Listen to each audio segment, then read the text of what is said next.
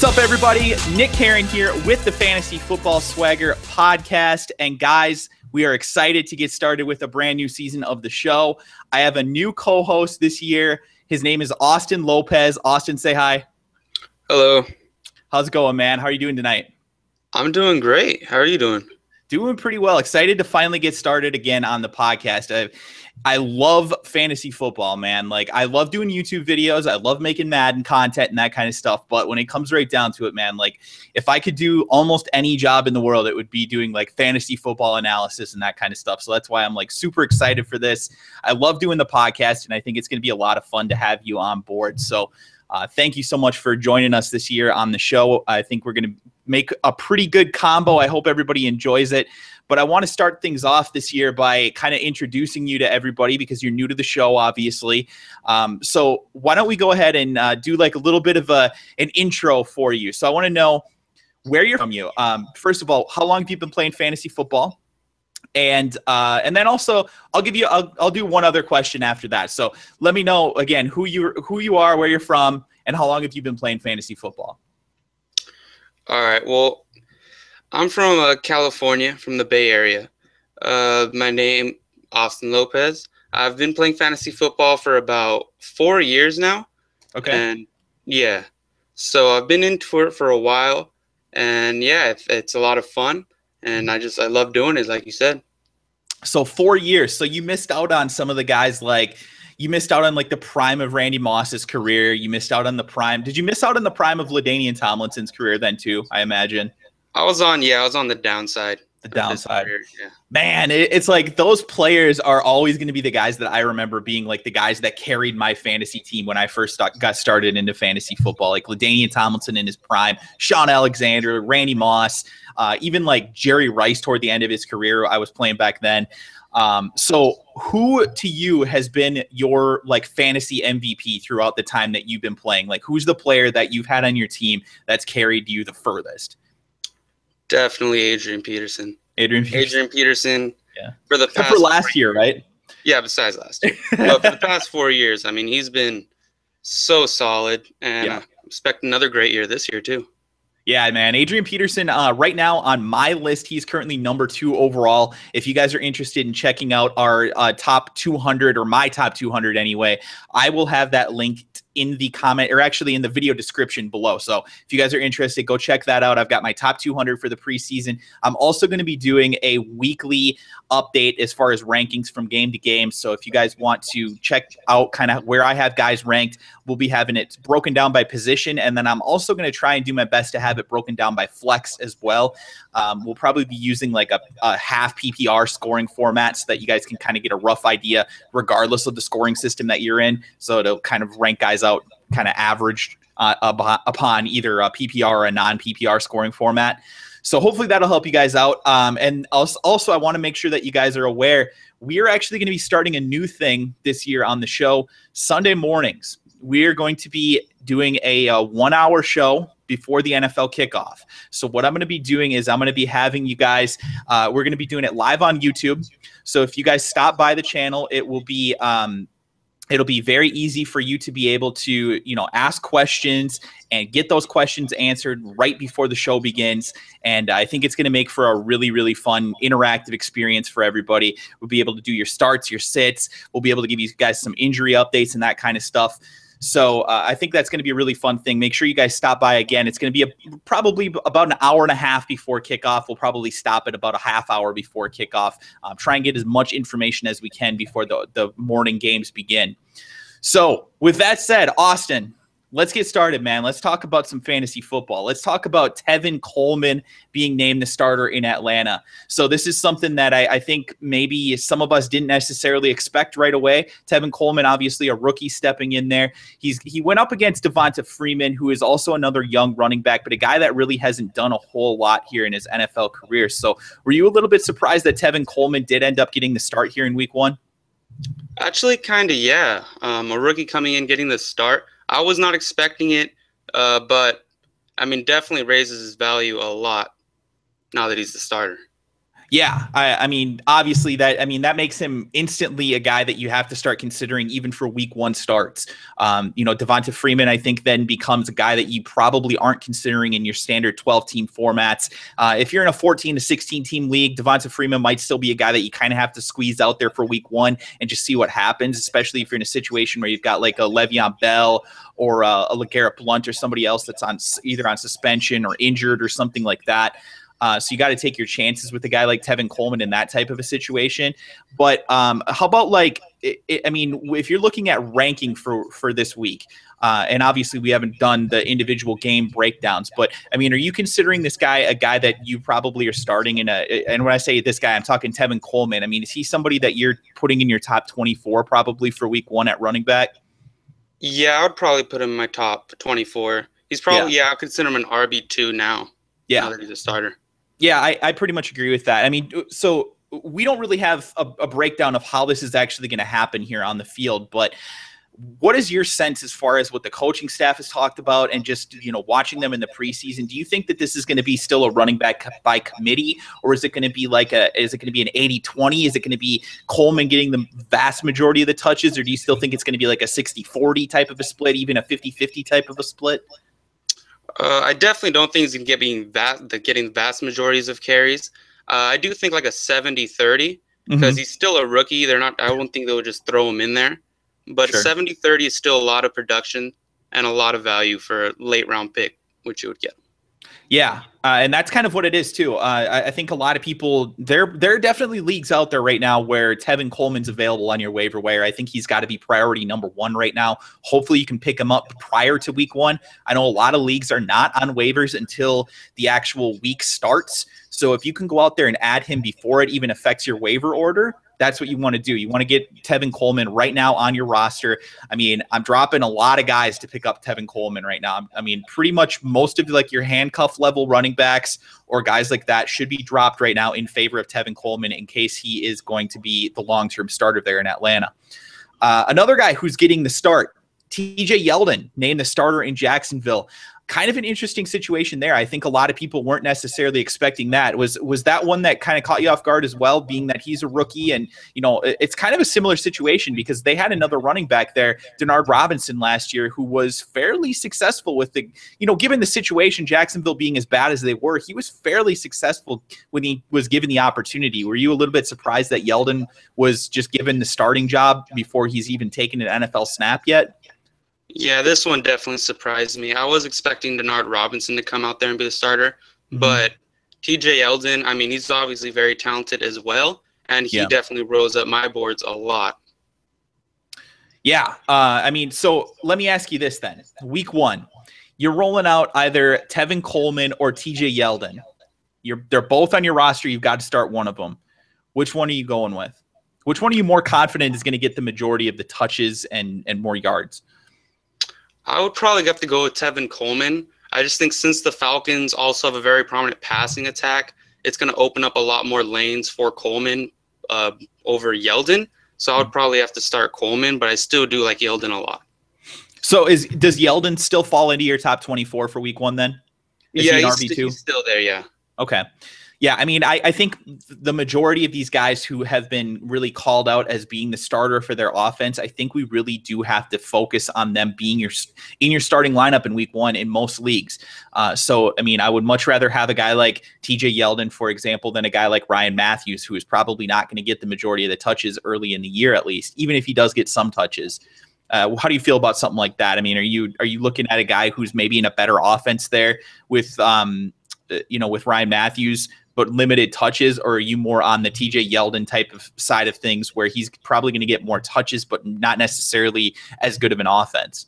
Where do you kind of fall in that? I'm definitely on the Yeldon side, where in fantasy, touches are king. I mean, you could be the greatest running back in the world. If you're not getting the touches, you're not getting points. So I would definitely have to say touches over skill or talent. And TJ Yeldon over Ryan Matthews for sure. Yeah, definitely. And I think that's kind of a good segue for us here to talk about some of these guys who are injured right now, who have some questions heading into week one. We've got a bunch of different guys here, fantasy relevant players who we really have to focus on and pay attention to prior to the kickoff of Sunday's games. The first one that I want to talk about, Alshon Jeffrey, looking questionable / doubtful against Green Bay right now. And it depends on who you're talking to, because if you listen to what the team is saying, they're saying, we hope he will be ready, but they're not saying he's going to be ready or he's likely to be ready. Whereas other sources seem to indicate that he's probably not going to play very much, if at all. So this is another situation, I think, where we talked about touches are king, right? And for a wide receiver, it's not necessarily even touches. Obviously we need them to be out there and touching the ball to actually get us fantasy points, but it's also a limited number of snaps potentially for a guy like Alshon Jeffrey here in week 1, even if he does play. So when you've got a situation like this and you're going into week 1, let's say this is the exact scenario that we have right now going into week 1, Austin. I mean, you look at Alshon Jeffrey and it says he's questionable. Let's say that they say he's going to play, but we're not exactly sure how many snaps he's going to get. I mean, what would you do with a guy like Alshon Jeffrey in week 1? Do you think he's got enough talent that you still roll him out there and take a chance? Or do you actually sit him on your bench for week 1 and just hope that somebody else like an Allen Robinson or an Eddie Royal in his place can step in and actually produce some decent numbers instead of, taking the chance on Alshon Jeffrey here in week 1? Yeah, for me, I'm definitely not taking the chance on Alshon Jeffrey. I mean, if he was another talented receiver, if he was like an Antonio Brown or someone, I would I would roll the dice. Mm-hmm. But I don't think Alshon Jeffrey, because he hasn't played on any of the preseason, and coaches are always going to be optimistic of their players. I would definitely start someone else besides Alshon Jeffrey this week. Yeah, it's looking pretty rough up there in Chicago, isn't it? I mean, we look at the fact that they lost Brandon Marshall in the offseason, obviously. Mark Trestman leaves in the offseason as well. We get a new offense there. So we don't exactly know what's going to happen. They're probably not going to air the ball out as much as they did under the Trestman regime. So, I mean, you almost have to wonder what Alshon Jeffrey's real ceiling would be, even if he was going to play in week 1. But right now, I think, if you've got another viable option, when I say viable, I mean a guy that you think could get 4 or 5 catches, I think you have to roll them out there instead of Alshon Jeffrey until we hear more from the coaching staff that he's, at least 90% to play. I mean, other than that, I'm not taking a chance on Alshon Jeffrey personally. I'm with you on that one, Austin. Mm-hmm. So another guy who's kind of in a similar situation right now, Mike Evans, currently listed as questionable to go up against the Titans. And this is an unfortunate situation here, especially because these guys play in a late afternoon game. So what ends up happening then a lot of times is that you don't get that information on whether this guy's going to start prior to the actual game beginning, right? So we hear that, for example, that Mike Evans, we don't really have an update on, is he going to start right up till kickoff, right? So at 2:30 p.m. Central Time, for example, we might hear, 30 minutes before kickoff of that game, we might hear Mike Evans is going to play. Okay, great.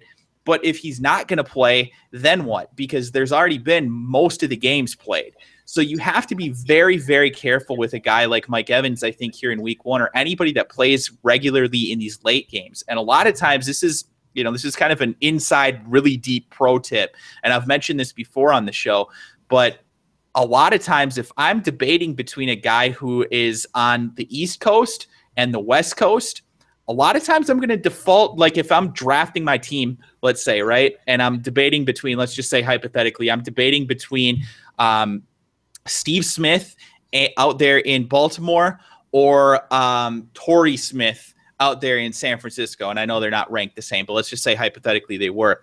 A lot of times I'm actually going to lean toward the guy on the East Coast because those games tend to start earlier in the day.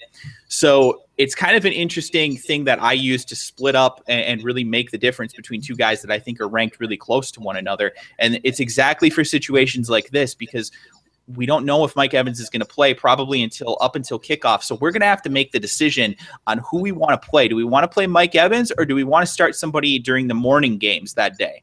And I think in Mike Evans' case, I think he's seeming a little bit more likely to play than Alshon Jeffrey. But, I mean, are you still going to take a chance on Mike Evans here in week 1 with Jameis Winston at quarterback and we don't really know what the whole situation is there? Or, again, are you going to roll out a guy who's maybe a mid-level wide receiver who you weren't so excited about drafting, but maybe you kind of have to play there in week 1 with Mike Evans being slightly hurt?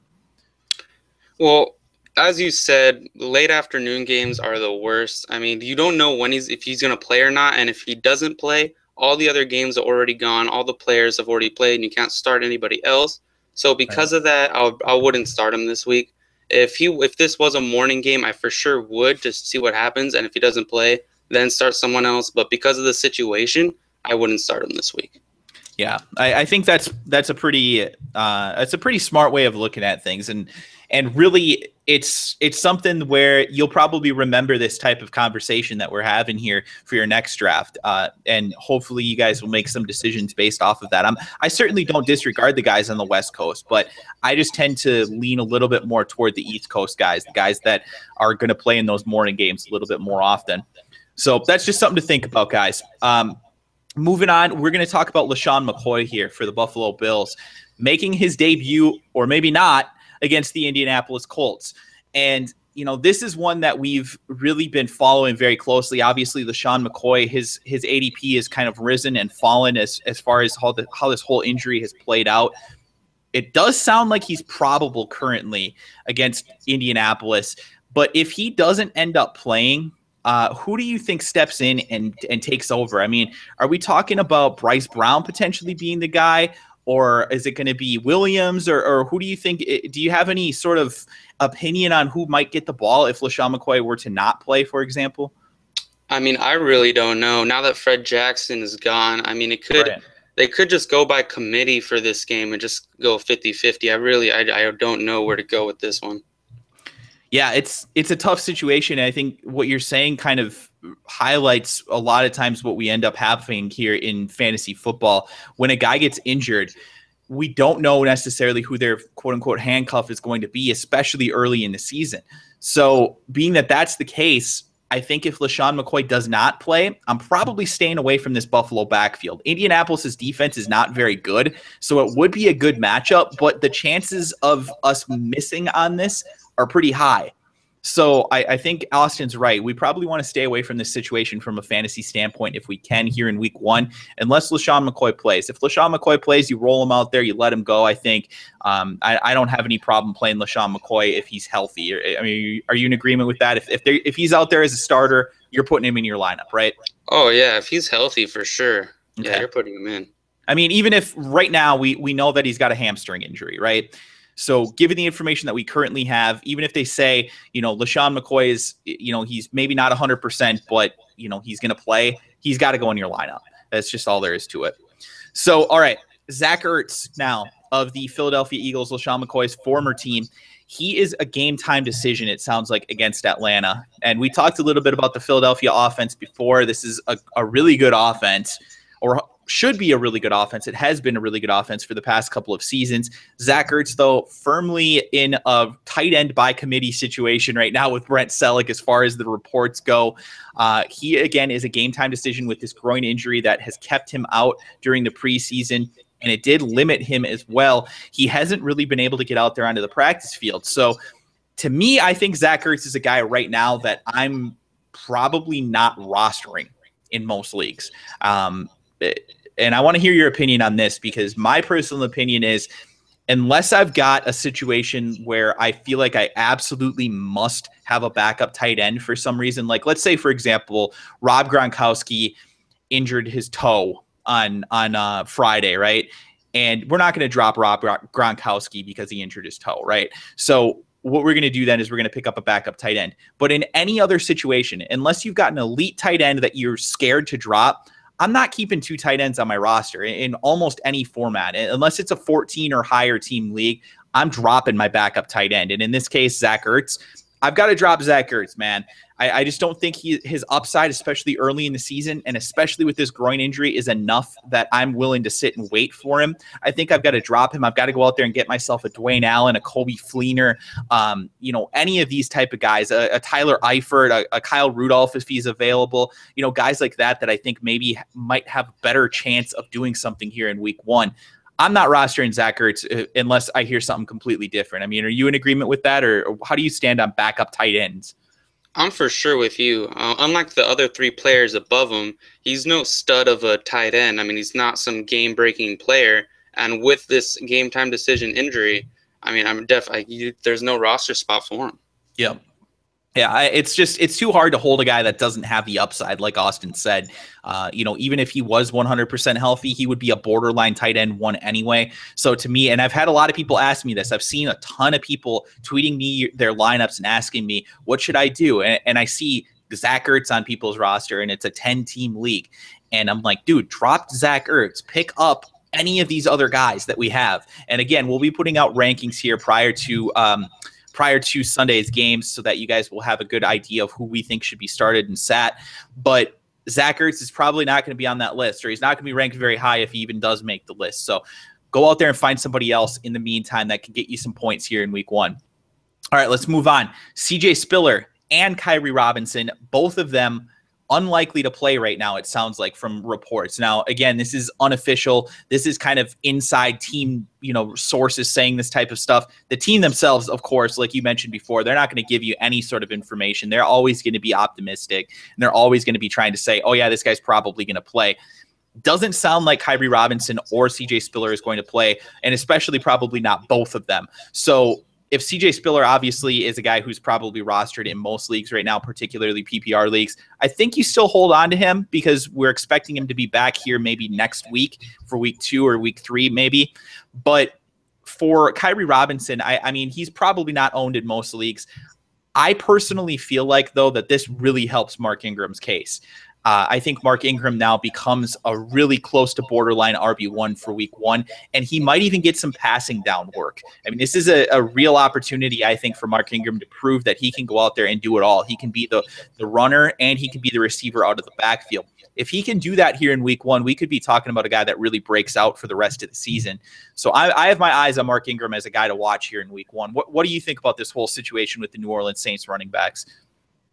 Yeah, it definitely helps Mark Ingram. I mean, last year when Mark Ingram came in, he was doing a pretty good job. And this year, if CJ Spiller and Kyrie Robinson both aren't there, and he's getting a bulk of the carries and the passing downs, I really like Mark Ingram this year. And if he does explode, he can be a potential top RB1 in this New Orleans Saints offense. Yeah, I mean, like you mentioned before, it's all about the opportunities, right? And if you go out there and you get the ball 20 times in a game, even if you only average 4 yards per carry or 4 yards per touch, that's still 80 yards. And the opportunity for him to get a touchdown, I think, is pretty darn high. Mark Ingram is one of my guys who I think is an outside potential contender to lead the league in rushing touchdowns this year in this New Orleans offense. Kyrie Robinson's really the only other guy on the roster that I can see getting the ball near the goal line. And Mark Ingram is a much better goal line runner than Kyrie Robinson. So, I mean, there's a real opportunity for him to get double-digit touchdowns this year, and if he can start things off in week 1 and really show that he can shoulder the full load of the touches, we could be really talking about a guy that is just a monster for the rest of the season. Another guy that could have had the opportunity, but apparently he's going to be injured as well, is Trey Mason, who is questionable against Buffalo. Against Buffalo. And this is, I think, a situation that is really interesting, right? Because we obviously are expecting that Todd Gurley is going to end up getting the job here eventually. But I think at the beginning of the year, most people expected that it was going to be Trey Mason that at least got the first couple of weeks to, go out there and show what he had before Gurley comes back from the injury. And even once Gurley comes back from the injury, is he going to get given all the carries right away? I don't think so. I think it's still going to be a mix. But now we look at the situation. Trey Mason, questionable against Buffalo. So what do you do? I mean, you're in a bad situation if you're a Trey Mason owner, because obviously I don't think he's a super spectacularly highly rated running back or anything like that. He's injured, and now Benny Cunningham's going to step in as potentially the starter here in week 1. I'm not huge on Benny Cunningham. If you're in a desperate situation where, you don't really have any other options, you might have to look at Benny Cunningham. But I think more so this hurts Trey Mason's value. To me, I think if Trey Mason cannot go out there and play in week 1, I wonder if he's even ownable in most fantasy leagues. What do you think about Trey Mason? Yeah, I don't think he's ownable anymore. I mean, he was already not the highest ranked running back I had, and now with the injury, I don't think I could own him. I don't think other people should either. Yeah, I mean, if you're talking about like a 14-team league, I think he's probably still ownable. But in your standard 12-team, your 10-team leagues, he's kind of like a roster bubble type of guy, right? I mean, if somebody steps in and and, randomly gets the job in New England or something like that we weren't expecting, I think you're dropping Trey Mason to get that guy, obviously. And, if somebody breaks out in week 1 at wide receiver or something like that, you're probably dropping Trey Mason to pick up that guy too. So to me, I really think that you've got to look at these types of situations and have some foresight about what could potentially happen here, because if Benny Cunningham comes out and he looks fairly decent, chances are that even once Trey Mason comes back, he's probably not going to be at 100% health. So they're going to be splitting carries for at least probably a week or two. And then what does that give Trey Mason for an opportunity? Maybe 2 to 3 weeks at most to be the full-time starter? And it's just not that good. I mean, we'll have to see what this the St. Louis offense looks like overall, but for the most part, I think it's pretty questionable at this point. We don't really know what's going to happen there, and it's really not like a high-powered offense to begin with. So, all right. Last guy for injuries that I wanted to talk about, Victor Cruz, doubtful at Dallas. Victor Cruz, again, another guy that I wasn't super high on. He's coming off of a horrible injury, frankly, one that should have probably ended his career. Now he's got another injury, unrelated supposedly, but, could be compensating type of a thing, and re-injured his calf because of it. Again, doubtful against the Cowboys. This is a team that he's owned in the past, so it was kind of a juicy matchup if you were a Victor Cruz owner. To me, I think Victor Cruz is another guy that's borderline droppable at this point. I mean, what kind of upside does he really have if he's injured? I mean, he's a speed receiver primarily, and he is the number 2 guy there in the offense at best right now. But I do think that this could help Ruben Randle's chances of getting some receptions. I mean, with Victor Cruz being injured, are you looking at Ruben Randle as a potential guy that you go out there and you snag in week 1 here, or prior to week 1, as a potential guy where you can slide him in there as a flex or a wide receiver 3 or something like that if you're in a tough situation, or even as a daily fantasy play? Yeah, if you're in a 12-team league or even a 10-team league, I would definitely go out and grab Ruben Randle if you're struggling at wide receiver and just stick him in as a wide receiver 3. This definitely helps his value a lot. Yeah, I mean, he's a guy who really he's been a little bit disappointing so far in his career. But again, it's all about opportunity, right?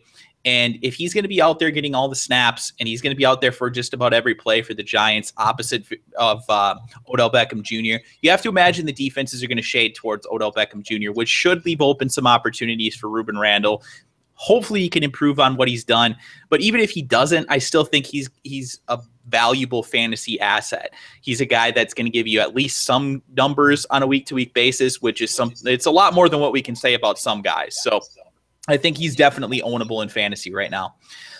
All right, let's move on. I want to talk about some of these situations here, a little bit more interesting stuff, in my opinion. Let's talk about the running back battles for a couple of these teams that are pretty interesting. The first one I think is the most interesting. I'm a Cowboys fan, so I might be a little bit biased, but I think it's the most interesting situation because this guy, whoever wins this job, has a real potential to be a top 10 running back in fantasy this year. And that's the Dallas Cowboys backfield. Are the Cowboys, to you, with this running back situation that they have right now, Joseph Randle, Darren McFadden, Christine Michael, are you taking a chance on any of these guys in week 1?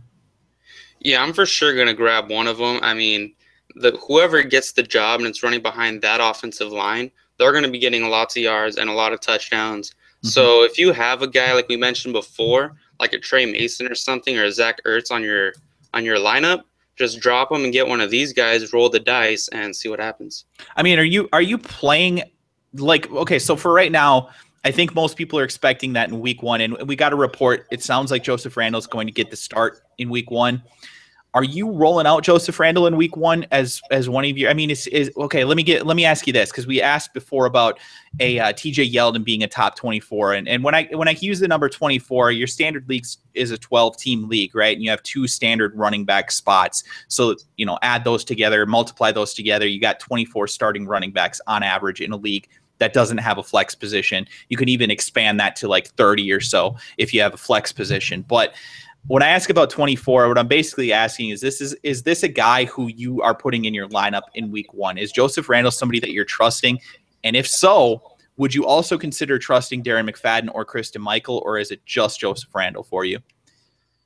Well, it would probably be just Joseph Randle. I mean, maybe you can get one of the others like Darren McFadden or Christian Michael and just stash them in your bench, see what happens. Right. But as a starter, I mean, Joseph Randle, yeah, is the only one. Okay. Yeah, that's pretty much where I am right now as well. I know there are some other people that seem to believe that Darren McFadden and Christine Michael are potentially going to get significant touches in week 1. I don't necessarily believe that. I think that both of them will be on the field to some extent. And I mean, we could even see some Lance Dunbar, especially on third downs. But to me, I think Joseph Randle's pretty clearly the guy to own at this point. Now, that doesn't necessarily mean that that's how it's going to remain. So I have gone out there, and Darren McFadden and Christine Michael are owned in all of my leagues now, both of them, whether it be by me or somebody else. So to me, I think if you're in any sort of a 10 team or above, I think that you kind of need to own both Christine Michael and Darren McFadden. I think, they should be owned in every one of those leagues. I think the upside there that those guys present, like we talked about, is a potential top 10 running back. You've got to have them on your roster at this point in the season, I think. And they could be, if we see that Joseph Randle's looking really good, those guys could be expendable and we could move on to other guys here in week 2, week 3, and so on.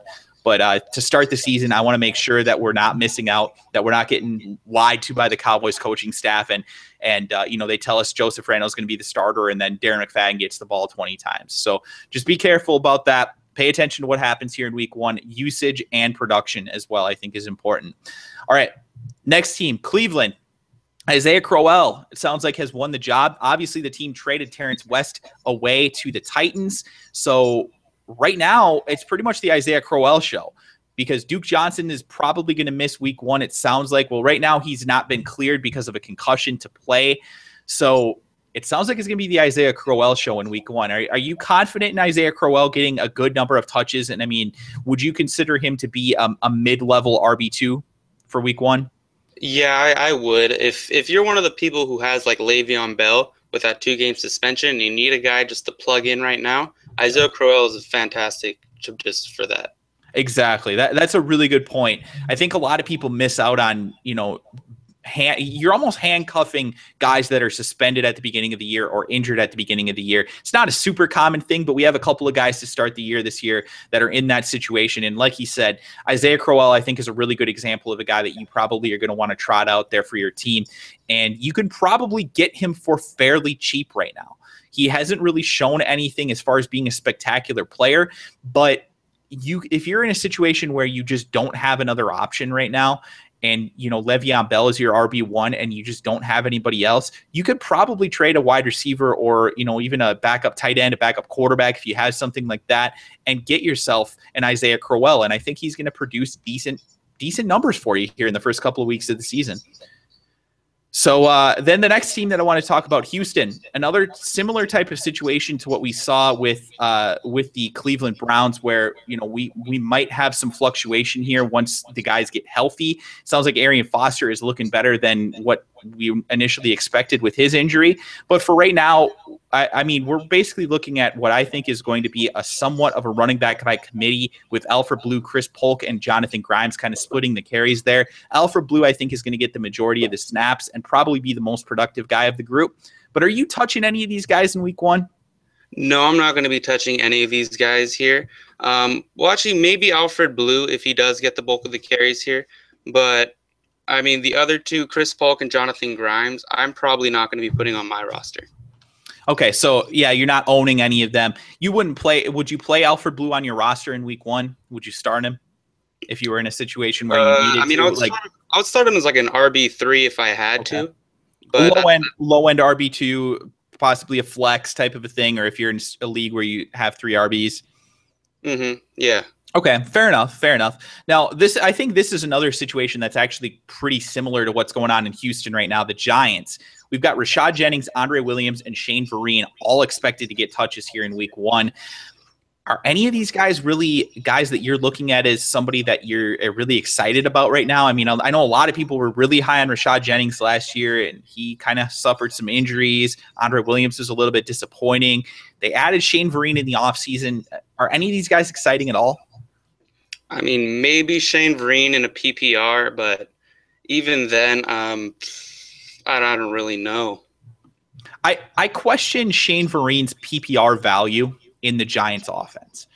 And it's not to say that I don't think Shane Vereen's a decent player. I do. What I question, though, is what he is going to be able to do in this specific offense, because you go back and you look at what the Giants have done historically in their offense that they have. There hasn't been a whole lot of passing to the running back position. There hasn't really been a Shane Vereen in this offense before. Whereas you look at New England, and whether it was Shane Vereen or Kevin Falk or whoever, somebody's getting the ball passed to him. So I think Shane Vereen really fit well with what the Patriots were doing, and I kind of question if he's going to get that same type of role here in New York that he had in New England. So to me, I'm not really that excited about Shane Vereen. I think, to me, to start the season, Rashad Jennings is the guy that I would want. But, I mean, that could really go any way. I mean, I could see Andre Williams being the starter by week 4. I could see Shane Vereen getting the majority of the touches. It's such a cloudy situation right now that I really think that we don't want to take a chance on it in week 1. I think you got to pay attention to what happens out there in week 1. And obviously, if Rashad Jennings is available in your league for some reason, which he shouldn't be, but if he is, you go out there and grab him right now, in my opinion. Roster him, see what happens. Maybe you don't put him in your lineup for week 1, but let's see what happens at least. And hopefully something emerges. Hopefully somebody shows something so that we can at least get an idea of what's going to happen here going forward, because the Giants offense is going to be decent this year, in my opinion. They're going to be able to move the ball. So, somebody's got to get those touches, and somebody's going to be decently productive, I think, in this offense. We just don't know who it's going to be at this point. Next team, New England. Same type of thing. We just talked about them. I think this one is probably not that exciting for the long term, but what I want to know about is for week 1, let me just ask you this. If you had to start somebody, it's a PPR league, okay? It's a PPR league. You need to start James White, Brandon Bolden, or Dion Lewis. Who is it going to be? Okay. And I know I'm putting you in a tough spot. Yeah, I don't know. PPR, maybe James White, but I mean, I don't know, because New England, they do so many weird things with their running backs. I mean, last year, Jonas Gray came out of nowhere, even though that obviously wasn't PPR, different situation, but he came out of nowhere and had some monster game and then just went away. You don't know how they're going to use their running backs, so I don't know about New England. Yeah, it's so typical of New England, isn't it, for us to just have no idea what's going to happen. I mean, week 2, LeGarrette Blount will be back, and I think everybody expects LeGarrette Blount's going to get the majority of the touches there. But just like we talked about, Shane Vereen did leave the team. So somebody is going to step in, and somebody is going to be a valuable asset for PPR leagues. The question is, who is it going to be? And to me, I think the guy that I think has the best potential to do that, and I'm not saying that he's somebody I'm jumping out there to grab right now, but somebody that I'm paying attention to and seeing what downs he's playing. If he's out there in a lot of third downs, if he's out there in a lot of passing situations in week 1 on Thursday night, I'm probably liking Dion Lewis the best of this bunch of, and again, none of them are that exciting, but Dion Lewis, Brandon Bolden, and James White. I think for a PPR league, Dion Lewis is the guy that I would be most excited about if I had to pick somebody right now. Just as potential upside, I think he could step in and potentially do what Shane Vereen did in this offense and be at least somewhat valuable in a PPR format. And then the last one that I want to talk about for running back battles, the Detroit Lions. This one, I think, probably the most entertaining of the preseason, because Joique Bell has been injured, and while Joique Bell has been injured, Amir Abdullah has just seen his ADP skyrocket. I've seen this guy go as high as the 4th round in redraft leagues. So, I mean, that's pretty crazy. It does sound like Joique Bell is going to get the start in week 1, but I got to ask you, are you confident in starting Joique Bell in week 1 for your fantasy team? I'm not super confident about it, but if I didn't have any other players on my bench, or again, Le'Veon Bell's suspension, I mean, yeah, I would start him, but I'm not super excited about it. Mm-hmm. Yeah, I think, to me, Joique Bell we've kind of seen what he is. I think a lot of people remember him being the guy from 3 years ago who was really productive with every touch, and they don't recall that over the past 2 years, he's been under 4 yards per carry. That's not good. And I think that Amir Abdullah is the guy who is going to take over eventually at some point this season in terms of getting the majority of the touches. They've already talked about using him as a kick returner, a punt returner. And so they're obviously confident with the ball in his hands. but he isn't necessarily going to supplant Joique Bell already in week 1. So Amir Abdullah, I think, is a stash guy. I don't think you put him out there in week 1 in your lineup unless you get kick return and punt return yardage, then probably. And Theo Riddick's a guy I think right now that you're not really paying attention to. But, if one of these guys gets injured and potentially in a deep PPR league, he could have some value. But Amir Abdullah, I think, is the guy that you want for the long term, and Joique Bell's the guy you want in the short term. I mean, are you pretty much in agreement with that, or how do you think this backfield plays out this year? Yeah, I think I'm in agreement with you. I think Amir Abdullah has a lot of upside, but definitely for later on in the year. I mean, we saw in the preseason he has a lot of talent, but he's just not starting yet. So for right now, I mean, if I had to start someone from here, it would be Joique Bell. But I think Amir Abdullah, you definitely stash now and see if he can get the job later. Right. Exactly. I pretty much agree with that as well. So we talked about some guys who are potentially injured going into week 1. I want to make sure that we go over some players who you could potentially put into your lineup as replacements for those guys. We got some running backs. We got some wide receivers. We even have a quarterback that we could potentially end up sliding into our lineup here in week 1. Guys that I'm looking to add before week 1. We talked about Christine Michael. I think he needs to be owned in just about every league right now. He's only owned in 23% of ESPN leagues, and I think that number needs to go up, at least until we figure out what's happening. It very well could be that after week 1, Christine Michael gets 0 touches and we're all dropping him, and that's totally fine because, most of those guys they're pretty much lottery picks at that point in your draft anyway, but I think he's got to be owned. Another guy, D'Angelo Williams, is somebody that I'm astonished is still only owned at 63.2% of leagues. For week 1, he has a pretty decent matchup against New England. And I think on Thursday Night Football, there's a real opportunity that D'Angelo Williams could start the season off pretty strong here. I mean, to you, do you think that D'Angelo Williams is somebody that could at least give you some value for the first 2 weeks of the year before Le'Veon Bell comes back? Yeah, I think there's a lot of value there. I mean, he's going to be going up New England this week, next week San Fran, and I think that those two defenses aren't the greatest. I definitely think there's a lot of value for D'Angelo Williams, at least for these first 2 weeks. Yeah. And I mean, going forward, so he's a handcuff for, and we'll have to look at what he does. But after the first 2 weeks of the season, he's the handcuff for one of the best players in fantasy football. There's not necessarily anything bad with owning the guy who's the handcuff to your stud. So if you own Le'Veon Bell, you should probably also own D'Angelo Williams and just, make sure that you protect your investment to some degree. Moving on from there, a couple other guys that I'm really surprised aren't owned in more leagues. Sam Bradford right now owned in 78% of leagues, and I understand that that's more than 3/4 of leagues. But to me, I think to start the season, Sam Bradford's got to be owned in just about every league. And I'm somebody that doesn't advocate usually owning more than one quarterback. But if you're somebody that, let's say, owns a Ryan Tannehill, or your starter is Matt Stafford, or your starter is Cam Newton or something like that, I'm going out there and I'm picking up Sam Bradford if he's available. I think this guy has realistic top 5 upside. If he doesn't get hurt, and I understand that's a big if, but if he doesn't get hurt, this offense that they have there in Philadelphia flat out produces fantasy production at the quarterback position. Nick Foles and Mark Sanchez are not elite players, and they were putting up elite numbers from a fantasy standpoint. Like, no question about it. No team other than no quarterback other than Peyton Manning has put up more points than the Philadelphia quarterbacks over the past 3 seasons. A lot of people don't realize that. That is a stat that I keep going back to. You have to own Sam Bradford to start the season. If he gets hurt, okay, fine. We move on and we get our other quarterback in there. But you've got to make sure that you go out there if he's available and own him in every league that you're in where you don't have an Aaron Rodgers, an Andrew Luck, a Peyton Manning, a Russell Wilson, something like that. If you don't have an elite quarterback, I would definitely also own Sam Bradford.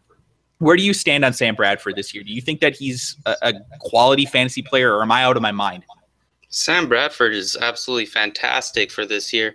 I mean, I'm kind of shocked he's also owned in 78%. He should be owned in every league. Yeah. This guy, I mean, he's in the Eagles offense, which Chip Kelly is known for making quarterbacks much better than they are. I mean, look at Nick Foles. He had a fantastic year, and now look what he's doing. I mean, Chip Kelly with Sam Bradford, I think there's going to be some great things going. And, yeah, top 5 quarterback upside. doesn't shock me at all. Yeah, I mean, a lot of people think I'm too high on him. I don't know, man. I just think I'll tell you right now, there's a lot of leagues where I own Ryan Tannehill and Sam Bradford, and it's either going to be a really great combo or a really bad combo, but I'm leaning toward it being a really great combo if I can find the right matchups and play the right guy from a week-to-week basis. But Sam Bradford, to me, like I said, if he doesn't get injured, I'm expecting him to easily finish in the top 10, and I expect him to challenge for top 5, which makes him an elite fantasy quarterback. So he's got to be owned, in my opinion. All right. A couple other guys that I think need to be owned in most of your leagues right now that currently aren't being owned in a lot of leagues. Marcus Wheaton is going to be starting for the Pittsburgh Steelers for the first 4 weeks of the season at minimum. And then even once Martavis Bryant comes back, he is currently he had beaten out Martavis Bryant for the wide receiver 2 spot. So there's a real chance that Marcus Wheaton puts up decent numbers this year. Now, I don't like him as much as Martavis Bryant, but the bottom line is that he's going to be out there getting snaps in a very, very good offense and a team that's probably going to pass the ball more in the first couple of weeks of the season until Le'Veon Bell comes back. And then maybe it'll be a little bit more balanced. But I expect Big Ben to go out there and chuck the ball 30, 35 times in week 1 and week 2 probably too. Where do you stand on Marcus Wheaton? Would you consider him as a flex start, a wide receiver 3 type level player, a low end wide receiver 2 player like I do? I consider him a low-end wide receiver 2, or maybe he can go even up to a mid-wide receiver 2. I mean, he's going to be going into an offense that, especially for the first 2 weeks without Le'Veon Bell, the main offensive weapons for Big Ben is going to be Antonio Brown and then Marcus Wheaton. So there's a lot of upside for Wheaton, especially in the first 2 weeks and the first 4 weeks with Martavis Bryant being gone. Right. Exactly. I mean, for the long term, who knows what's going to happen here? And to be honest with you, Marcus Wheaton really didn't do a whole lot with his opportunity last year, but it's another year, and you can't expect all these young receivers to come out and be Mike Evans, to be Kelvin Benjamin, to be Odell Beckham Jr. It's not going to happen every year. Some of these guys need some time to develop. Let them develop. And I think I keep saying Martellus. I think Marcus Wheaton is going to have a real opportunity to do that early in the year to prove his worth here in the Pittsburgh offense. And if he's able to do that, man, you're talking about a guy who is a potential top 20 wide receiver this year. Realistically, this guy could put up big, big numbers, and I would not be surprised. So I think he's got to be owned in more leagues. He's currently only owned in 53.2% of leagues. That is just way too low, in my opinion. All right, last guy for me, and then I want to make sure that I ask you as well if there's anybody out there, Austin, that you're not, you're surprised aren't owned in more leagues, or if there's anybody out there that you're targeting as a potential guy to pick up before week 1. All right, last guy for me, Philip Dorsett of the Indianapolis Colts. Most people kind of glossed over this, but he did win the wide receiver 3 job out there, and that is a great, great offense. We're talking about Andrew Luck being the number 1 quarterback drafted right now in fantasy football. And if you can get a guy in that offense that's a high round pick that the team obviously has quite a bit of confidence in, I think that you're talking about a guy who could be a big, big producer this year, especially down the stretch.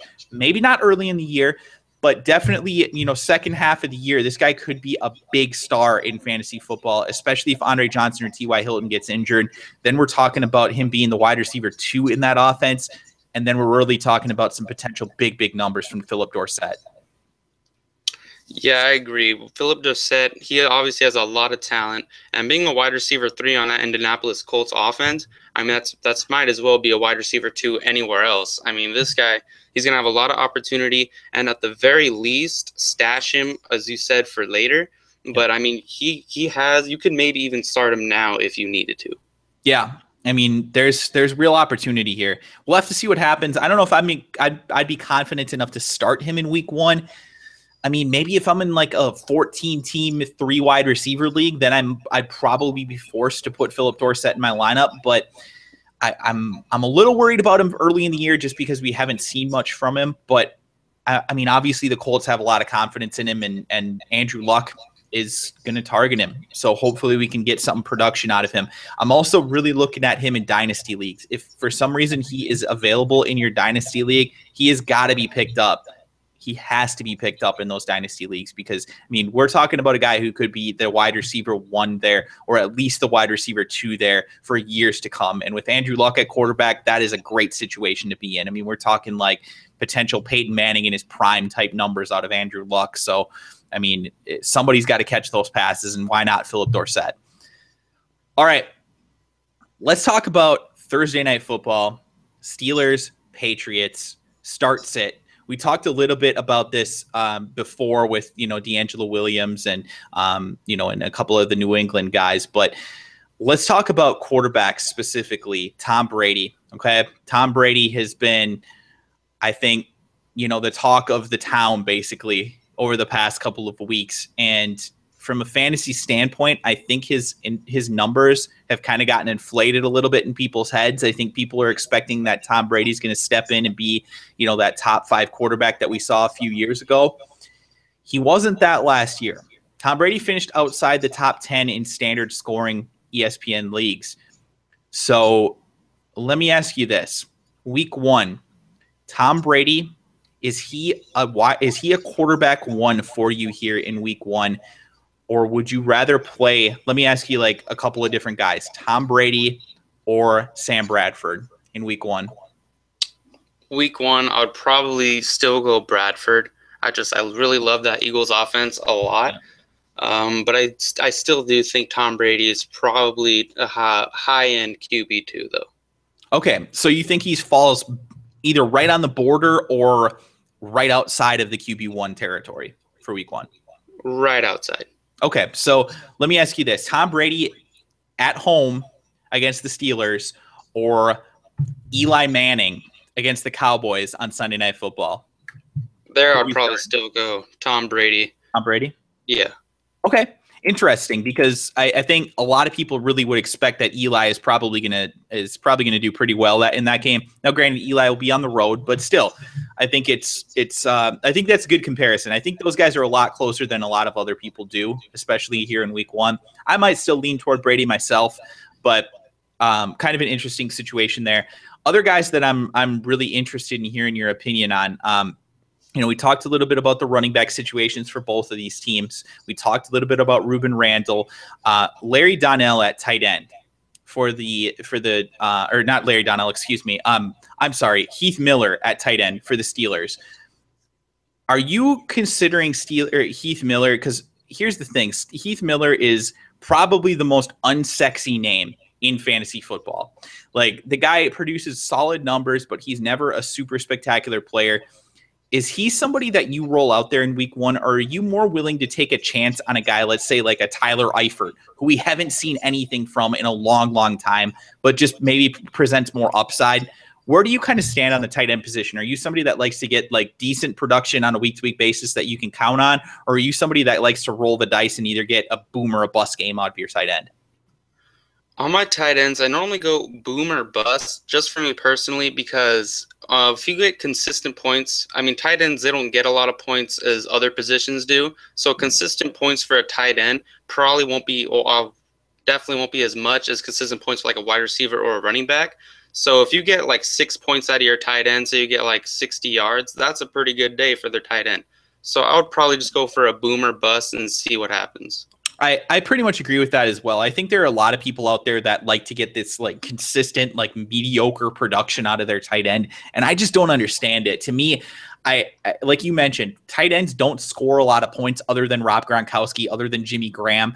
There are a couple other guys up there that have good games from here to there. And there's guys like Greg Olsen that have produced solid, good numbers for quite some time. But like Jason Witten right now, I think, and I'm a Cowboys fan again, Heath Miller, guys like that, like the upside that they present really isn't spectacular anymore. And to me, I would rather have some of these other guys, like, I mean, even digging deep like an Eric Ebron and, guys like this that have a higher upside. I feel like, even an Owen Daniels in the Denver offense now. going undrafted in a lot of leagues, I would much rather start an Owen Daniels over a Heath Miller, over a Jason Witten, just because the upside is better. And again, I understand Owen Daniels isn't a sexy name either, but the offense is much, much better. And the upside is much, much higher for that guy as well. Even if his downside is 0 catches, that's a possibility for a lot of these guys. But the upside is that they catch 2 touchdowns like Julius Thomas did in week 1 a couple of years ago. So there you have it, guys. That's kind of the breakdown as far as start sits. We've mentioned pretty much everybody. Obviously, Big Ben's a start. You're talking about Antonio Brown being a starter. Julian Edelman in a PPR is obviously a starter. Gronkowski is the #1 tight end all year. So I don't think there's really much else to discuss as far as start sits for Thursday Night Football. But I want to get your prediction for this game. Steelers at Patriots, first game of the year. First of all, we're both pumped for this, right? I mean, we're both super excited about it. Football is back. For the love of God, it's been way too long. But, man, I want to know who wins this game, in your opinion. Are the Patriots going to start off on the right foot? This is, I think, 2 really solid teams, 2 teams that a lot of people expect to really contend down the road here. Are the Steelers going to be able to do it on the road without Le'Veon Bell, or do the Patriots hold them off here in week 1? I think it's definitely going to be a close game, but the loss of Le'Veon Bell is definitely going to hurt, and I think Tom Brady coming back from one of the biggest scandals in NFL history, I think the Patriots are going to win this game, but it will be a very good game. I think so too. I think the Patriots scrape by in this one, probably a 3-4 point victory, but I do expect this to be a high scoring game.